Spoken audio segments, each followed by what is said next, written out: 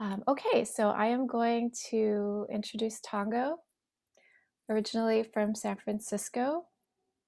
Tongo Eisen-Martin is a poet, movement worker, and educator. His latest curriculum on extrajudicial killing of Black people, We Charge Genocide Again, has been used as an educational and organizing tool throughout the country.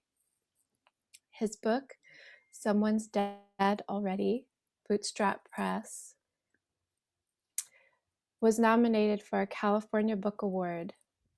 His latest book, Heaven is All Goodbyes, City Lights Pocket Poet Series, was shortlisted for the Griffin's Poetry Prize and won a California Book Award and an American Book Award. That's wonderful. Congratulations, Tongo. And I love the Pocket Poets series, some wonderful little books that's easy to carry around in your satchel. He has taught in detention centers from Rikers Island to San Quentin and in institutions of higher learning from Columbia University to San Francisco State University. And last but not least, he is San Francisco's 8th Poet Laureate. I'm really excited to welcome Tongo to speak to you all. And I want to just thank Tongo for taking the time to join us today. Much love and appreciation.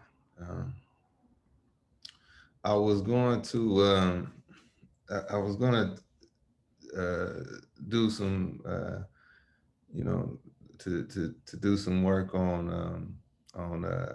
with Paulo Freire this morning, but seeing how they're actually my teachers in this room, I and I uh, and if the rest of you all, if that pattern holds, I don't want to speak on what you all already probably breathe.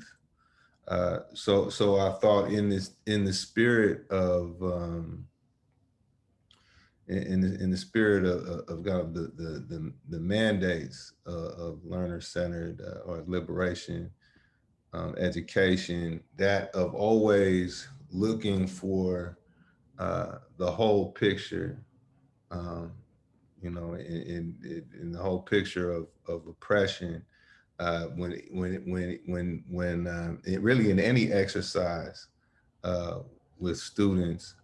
For us, I like to pan out to the greater realities of the United States, in which all of um, our efforts are taking place, and looking at the United States through a lens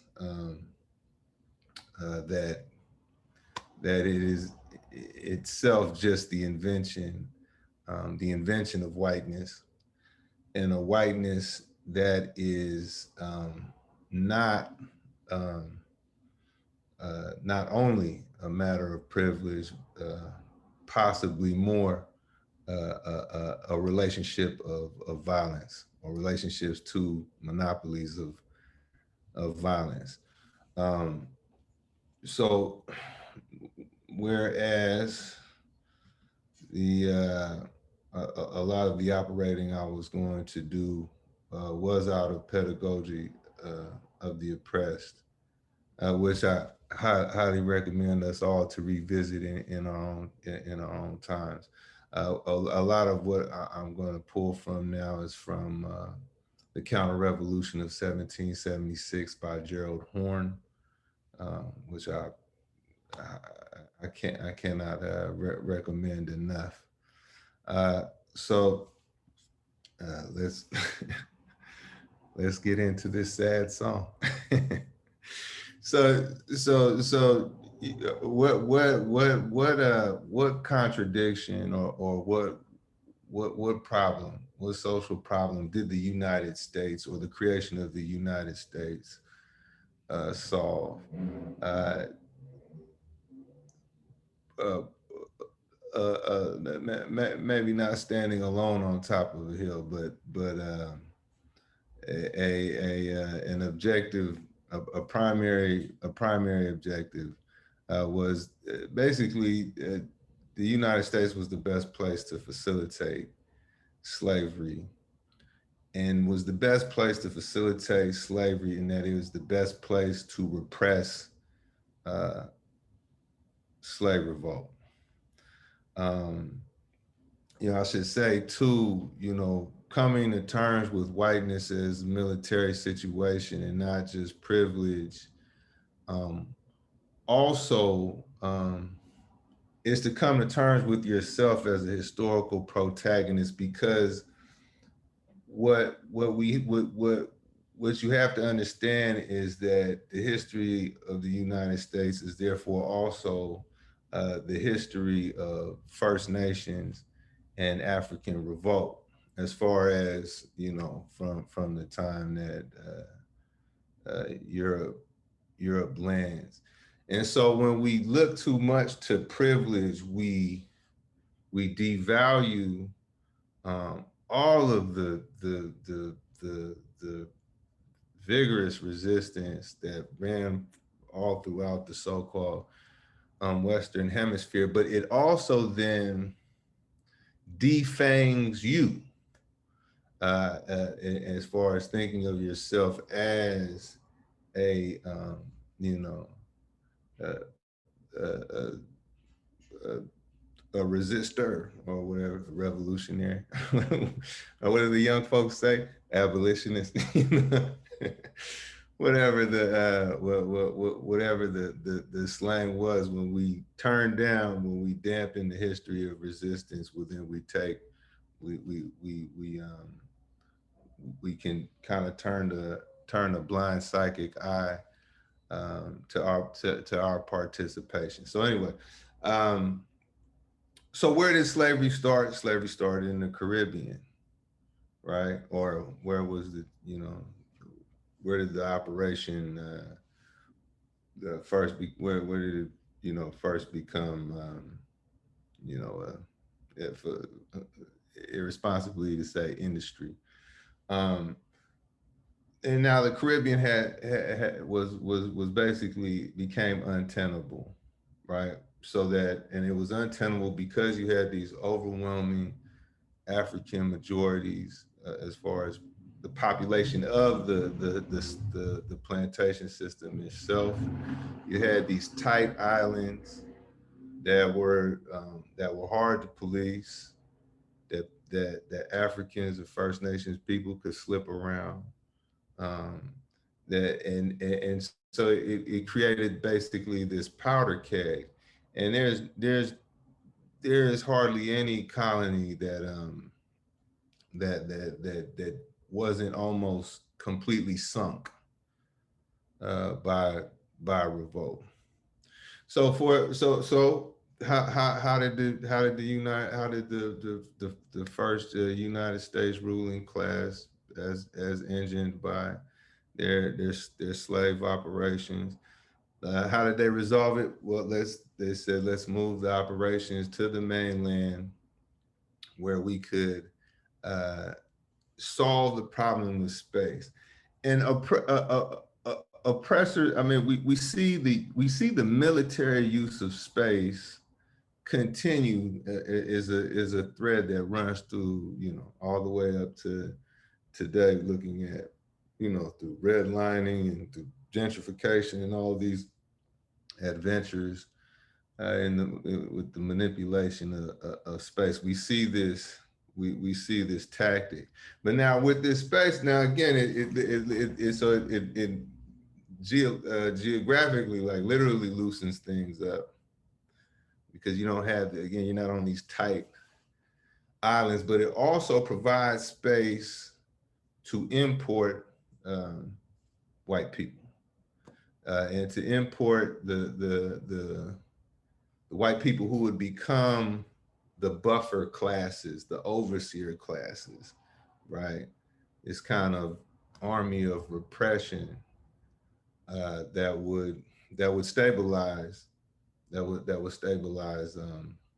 the slave operations.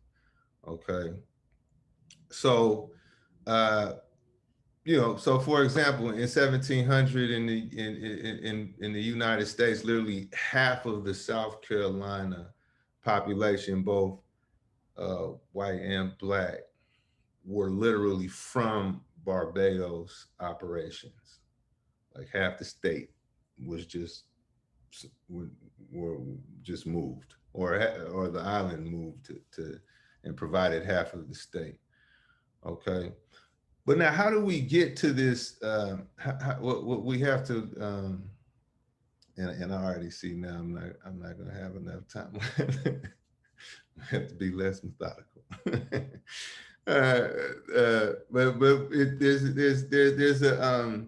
There's a hinge moment uh, in history. There's a hinge moment in the realities of ruling classes that we and that brought us here. And it's important to look at hinge moments. If you look at now, as far as ruling classes are concerned, if you look now at this neo-Confederate tendency we see as as performed on what was that, January 6th or 8th, when they was the Viking took over the Capitol. you know, uh, we see so there's a kind of a neo-Confederate tendency that part of the ruling class is championing, and so keeping a lens on the white ruling class is crucial. Rewind. So you have in 1688, you have this glorious revolution, the glorious, or also known as the Bloodless Revolution, and this was the inauguration of Parliament in England. Now, the way they tell it. This is this is the evolutionary chart of the democracy ape. It stood up, and this is part, and this is this is what they would like you to absorb as your lineage, as some lineage you're a part of. But actually, what the glorious revolution, who it truly inaugurated, was the capitalist class. So this capitalist class um, takes hegemony, global hegemony, away from the monarchies. Okay, and what's interesting is with this inauguration, um, slavery goes into hyperdrive. There's this interesting graphic that you might see on Facebook from time to time, or there's it's basically it's like a animated an animated graph where it has Africa, and it has the Western Hemisphere, and then little dots shoot across, and every dot, um, uh, represents a slave ship, um, or maybe a couple of slave ships are summed up. I don't know exactly what the unit is, but the graph moves along. I think somewhere in the 1500s it starts, and it's just like dot dot dot, and it starts picking up a little bit, dot dot, and then at some point the dots just turn almost into water, just flooding flooding the Western Hemisphere, and you see that it is in the 1690s that this explosion takes place. Why is this? Uh, because the capitalists, that's not, are monarchies moral? Were they moral? No. uh, whether they have different attitudes? No. Were they facilitating the slave trade themselves? Yes, right. But there's a few differences, but one crucial one is that there comes a time in any there comes a time in any operation of colonialism in which to do what's wise militarily undermines economic efforts and vice versa, right? Or to do what's wise, or what to do what's, what would be profitable economically will put yourself in some kind of military danger. In those situations, monarchies are always going to go with the military um, choice, whereas the capitalist class historically always throws caution to the wind. Human life be damned. And even a military,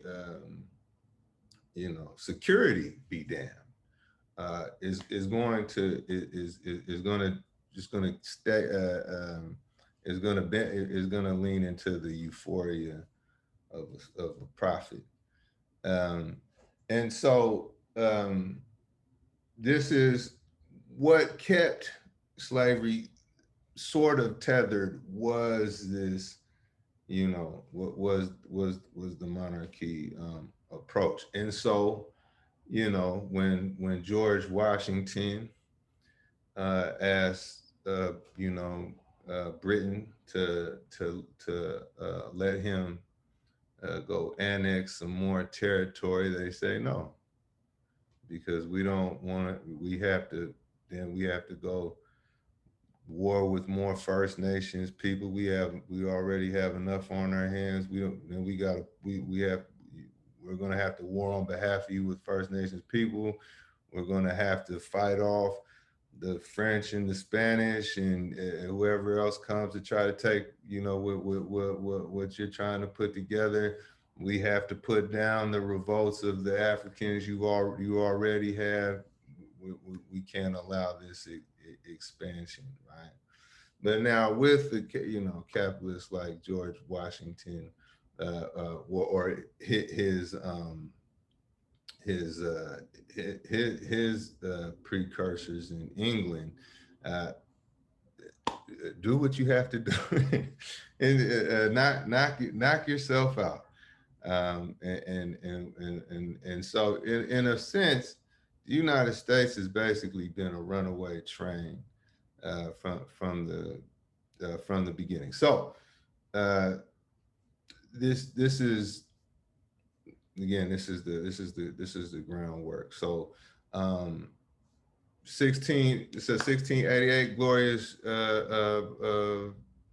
glorious revolution. By 1696, Virginia planters asked for the breakup of the Royal African Company, their monopoly on the slave trade. So now, and by 1698, Parliament declares that any private citizen can get into the slave trade.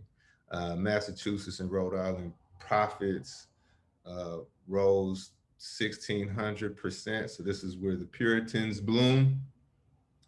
Uh, uh, uh, and what's also interesting to note is that there was even talk, was colonization even worth it, right?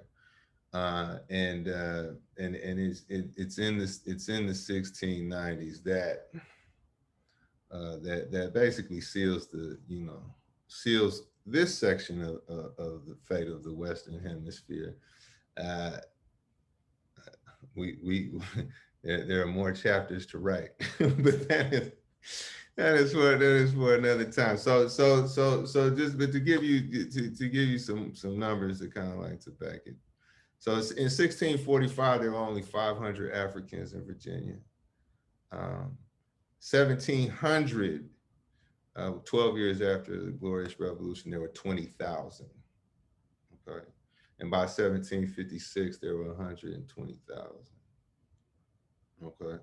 Again, is this we're dealing with a ruling class that could not take their foot off the gas, and they had to, and they continually create a situation of accelerated exploitation and aggression against oppressed peoples. And from this flows not just flows the institutional reality of the United States, but also flows the culture, that of permanent war and permanent repression of African and First Nations people. Okay, but now let's look at some of these let's look at some of these revolts.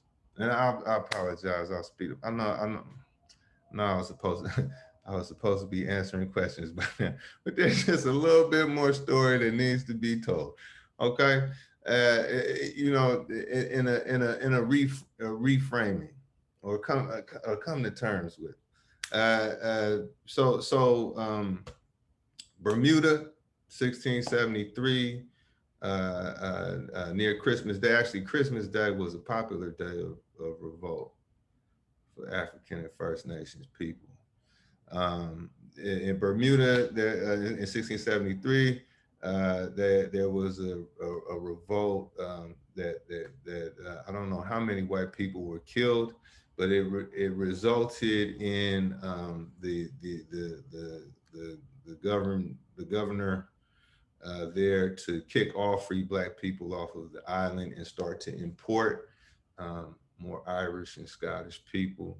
1676, there's a huge conspiracy to kill all the settlers. In 1682, in 1682, there was a conspiracy for revolt that included Africans both in Jamaica and in Bermuda. They were corresponding and plotting together.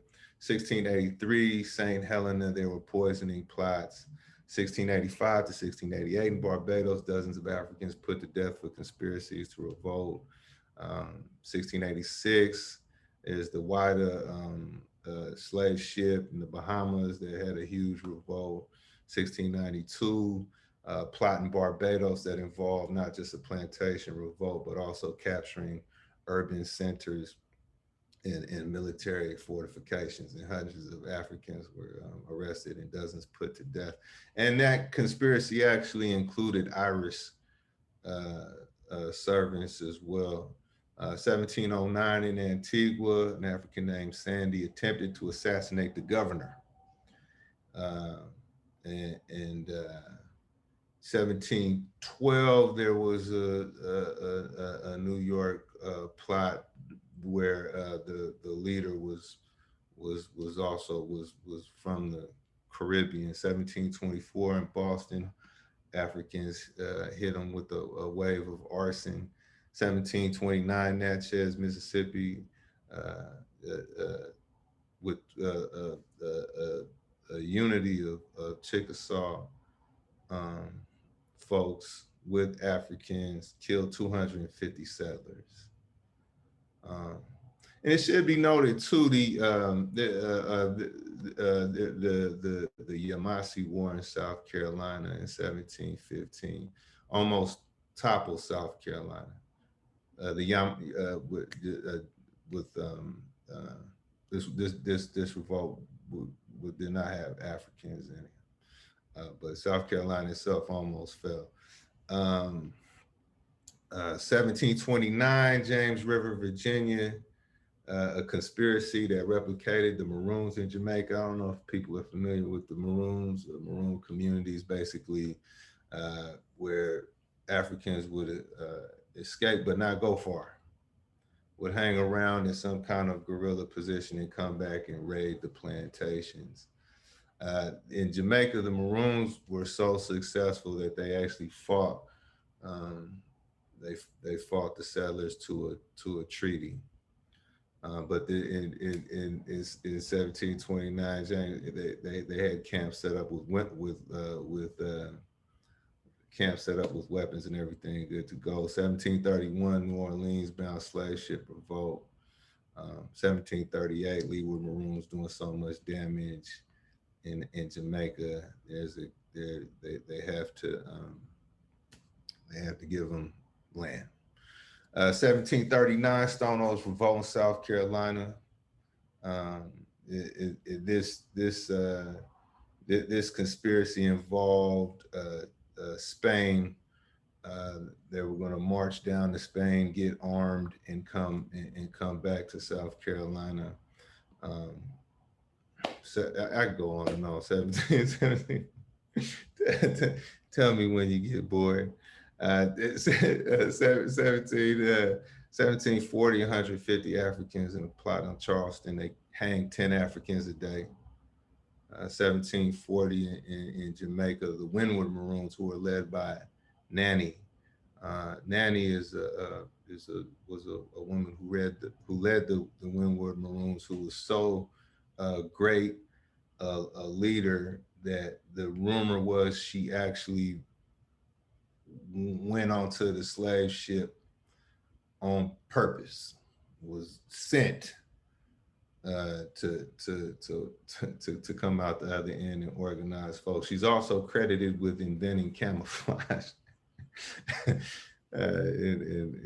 her with her military leadership. 1741, there's a wave of arson in New York, African women leading many of those plots. 1748, there's a plot that also the plan was to kill all Africans who would not join it. Uprisings in Barbados in the 1750s. In South Carolina, there are poisonings that doctors had that were so successful. The doctors could not figure out an antidote nor when poisoning took place, because they would poison slave owners, and that poison wouldn't take effect immediately. So it was almost impossible for them to police. 1761, Taki's Rebellion in Jamaica, on and on and on and on and on. Oh, and my favorite in 1772 in New York, Africans set a trap and set some outhouses on fire and killed all the settlers who came rushing out to put it out. And so, you know, we this is the reality. Revolt is the reality of the Western Hemisphere. So what this whiteness is, that whiteness created to populate repression of this reality is, again, it's rewarding. You are rewarded by land, you're rewarded by money, you're rewarded by position, and you could even argue rewarded by proof of existence. But it's a deputization. This deputization that creates the landscape that we're educating in. We are formed and transformed by our whole practice of life, and our awareness of the forces that determine these practices. And what the white power structure knows is that to establish an institution is to change human nature by changing the greater wholes that we determine our individual identities from. Now, I would if I'm sorry, I really trying to accomplish 3 hours and 20. Let me say that you know, that the the whiteness that's legislated in response, right, is we're told that, oh, again, we're put back on privilege. But when you look at the laws that were actually, when you look at the laws that were actually passed, um, they're all military arrangements. Okay. Um, I'll I mean, I'll end with just if I may ramble for just a little longer. There's just a few crucial things. One, to come to terms with it, that the United States was not inevitable. It had a chaotic birth and development that was really at the mercy of global contests, even down to its most heightened year. You know, ironically, in 1776, um, the so-called founding fathers could have been routed if British troops weren't putting down a major revolt in Jamaica. Um, and so, you know, you have these global contradictions. You have, you know, I mean, a huge a huge Cold War in Protestant versus Catholics. You have these empires competing with each other. And what the United States did was take all of these old world contradictions and resolve them by saying, "Come here and be white." Okay. The only catch is that once here, you have to, you know, you have to be deputized. So if the ruling class unites people around a big enough function, the repression of a permanent enemy, a new identity is created, a new national culture and self-esteem. And what is that function? That function is basically to be a private extension of the police state.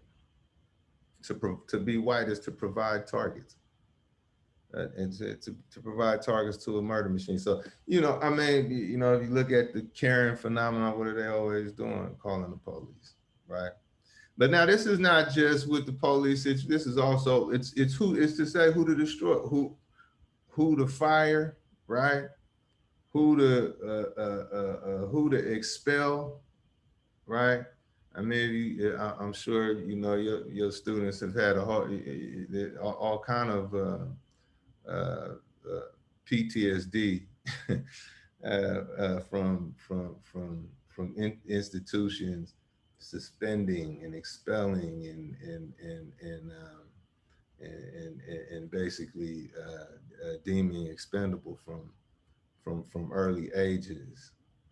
So you know, and what is the resulting psyche that I'm supposed to uh, as a black person, what I'm supposed to internalize is I'm supposed to see every white person or every agent or representative or avatar of the white power structure as the presence of my demise. And that's why you get these power trips, right? How dare you act like the presence of your destruction is not in front of your face? This is the posture that I'm supposed to internalize. So, you know, a system will not end this war against us that, as without this war, it has no material existence. Um, and you know, part of our brainwashing is to romanticize the system or even make an overinflated science out of the system, looking at it as some kind of you know, reformable aggregate of various kind of histories and philosophies. And you know, there's you know, that it has some kind of evolving evolving potential that exists outside of its origin. And then and conversely, that we the people are just a kind of simple mass of basic need and ambition. And this all in this inhibits our true, you know, this inhibits our true humanity. um And so, and make no bones about it, as we see, this kind of, as we see by this kind of violence that's grown, even more and more into some kind of science fiction proportion. We see climate and catastrophe, and no end in sight. I mean, we see the kids in the cages, right? We see Palestine. What you're actually looking at is a ruling class being held hostage by its origin, by its nature. Um, and so, you know, we, we have to, we have to come to terms with these facts if we're going to practice its education as its as its true requirement, which is to be a practice of liberation. One thing Paulo Freire, this is especially instructive to writing. Paulo Freire argued that the power to name yourself and name the world is where oppression and liberation begins or ends, right?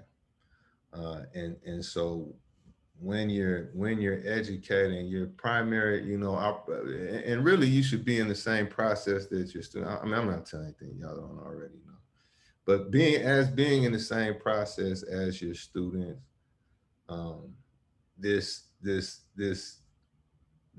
power, this power to name, the reabsorption of that power to determine what it is we're actually looking at, and what is really happening, is a step that you can't skip, because as long as you're operating off of basically ruling class social definitions and prescriptions, I mean, as long as you're only politically alive when it's time to vote, you know, only emotionally alive with some kind of material reward, uh, this engine that began in 1688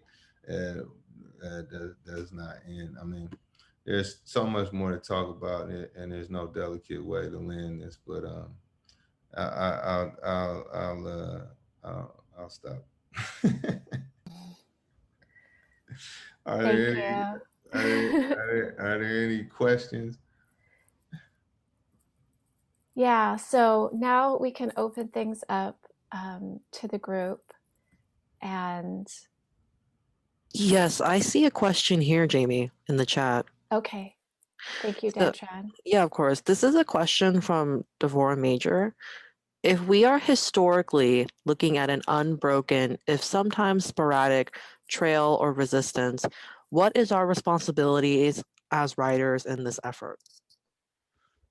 um, I think that our responsibility is to join with political efforts of resistance, uh, outside of writing, and then um, let the praxis, and the praxis inevitably, the praxis inevitably uh, builds itself into the writing, and I think actually it actually improves writing.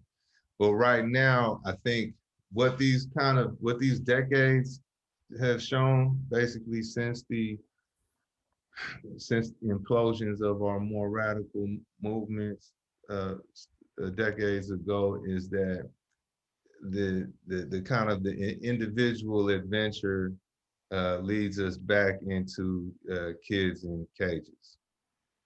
That it doesn't, it doesn't stop the ruling class agendas. And so, I mean, if you look at even kind of an accelerated uh, even accelerated reforms. What were they? What did they come about through? There was, kind of mass spontaneous uprisings that needed to be, weren't it could have been guided with more ideological clarity, but we can't play along professionally anymore. Believe that we can kind of noble our way to a new day by just being, noble in our profession. And actually, we have to start putting together instruments and structures of resistance, of complete resistance. So, just really just strengthening strengthening, doing right by our turn in this greater contradiction. And interestingly, there are all kind of there. I mean, it's not a coincidence that Audre Lorde is is the greatest poet of all time, and lived a life of absolute political commitment. Roque Dalton. I mean, the entire, I don't know how many of you all are familiar with the committed generation, Central American writers who are known as being both, writers and revolutionaries. But I think that you have to give resistance its due, and they trying to create political praxis out of our comfort zones or out of our talents, has really played into the system's hands, because we haven't been spending time actually building organizations of resistance. We've just been,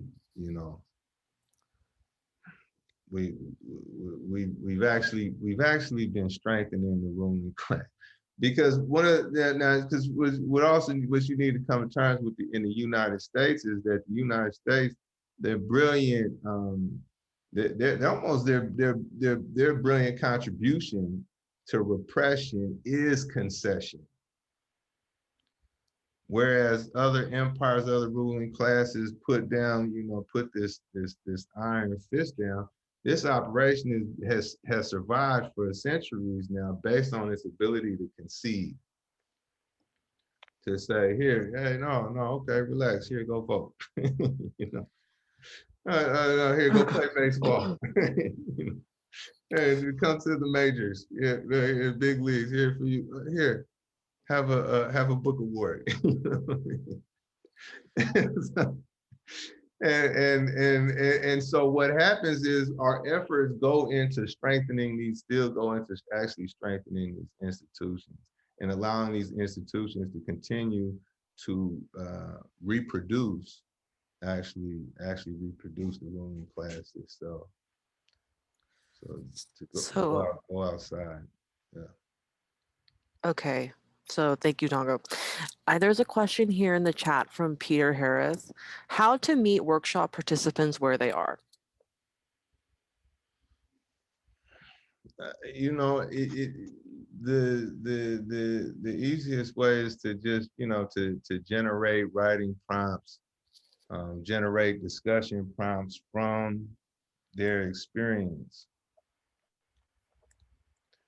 and at the same time, though, having their personal experience dialogue with the big picture.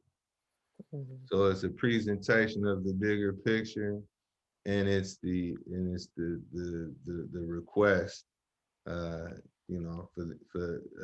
them to unpack their immediate reality and start to see the bigger picture within it.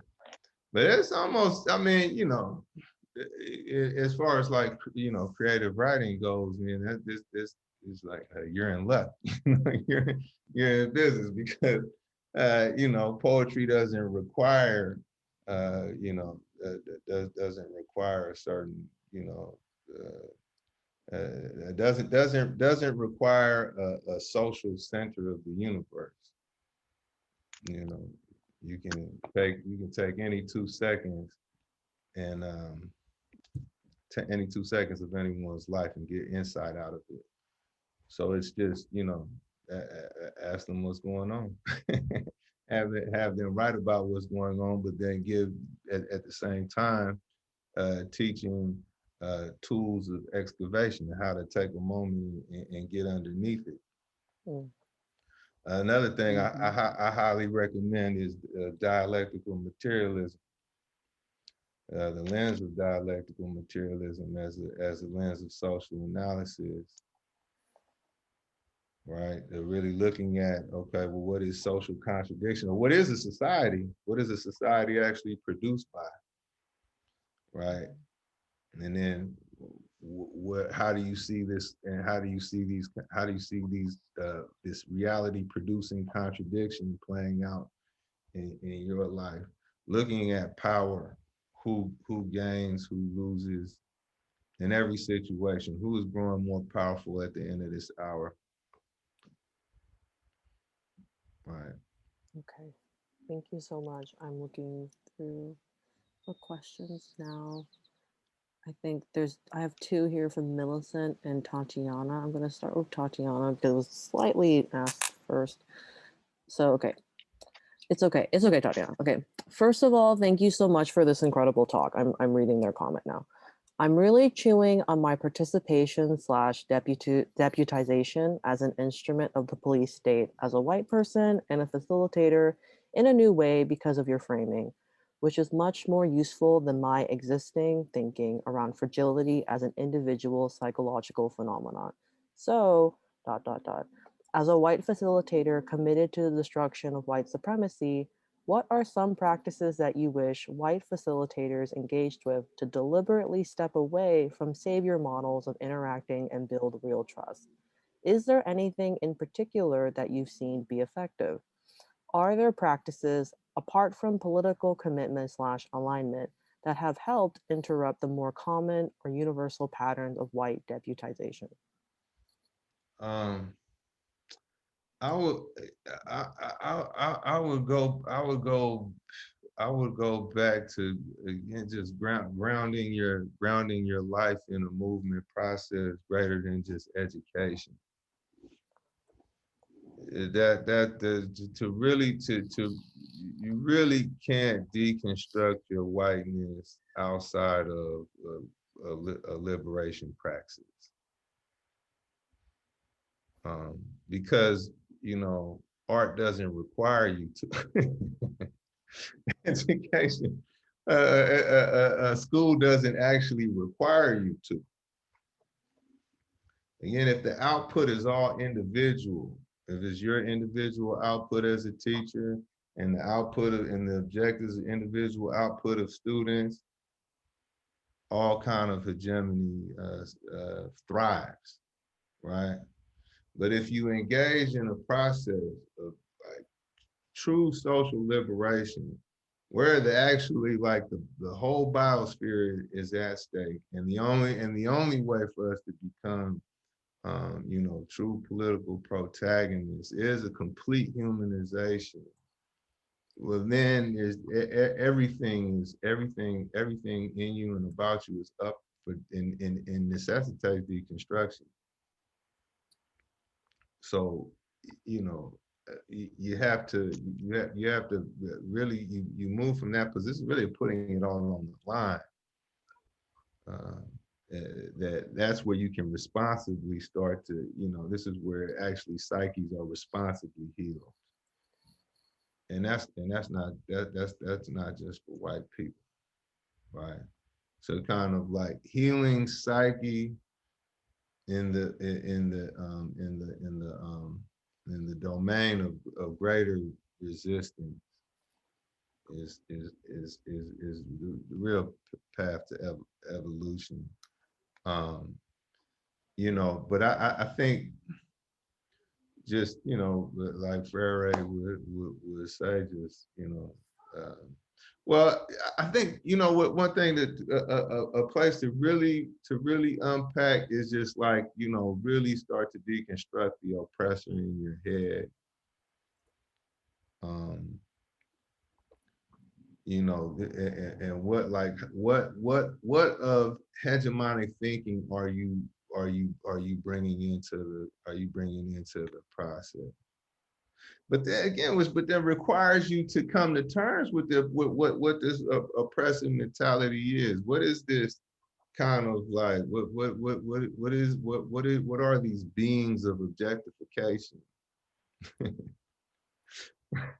right? And how does and how does this play? The problem is that you know, we live compartmentalized. Um, you know, we become different. We operate with different value systems during the course of the day in order to fit into these larger institutional realities. Again, the ruling class creates human nature, determines human nature by creating the larger wholes that we define ourselves through. So that's why I said, like, well, okay, come to define yourself outside of these institutions, or come to define yourself as an enemy of these institutions, and then and see what culturally happens. Um, but at the, you know, at the very least, just, you know, perpetually unpacking. I just stuttered right now because it's just, there's no way for you to do it. It's just a facilitator, you know, because you're already coming into it in a position of, in an unnatural position of power. I mean, you can, you know, you can go to the kind of like, you know, educating for critical consciousness, Freire, teachers as cultural workers. Freire, that's a little bit more, kind of has more strategies and tactics of how to really set up a classroom and how to really, you know, how to read a classroom and really make, you know, give you the kind of the X's and O's plays to run. But ultimately, it's this system is crafty and and has absorbed all this good intention. Okay. We have a question from Millicent Accardi. As a teacher, what activity have you used that hit home as far as teaching resistance and the definition of oppression to workshops? Um, that, Hang on that, one second before we move Mm-hmm. forward. We're a little bit over time, so let's do this question, and then I wish we had more time for questions, but we're gonna have to take a break after this one. Dialectical materialism, teaching dialectical materialism has had the most legs because it's it's the gift that keeps giving. It's just a tool. It's a tool of analysis that we can constantly go back to, right? It's just like, you know, to teach people how to actually read reality is key.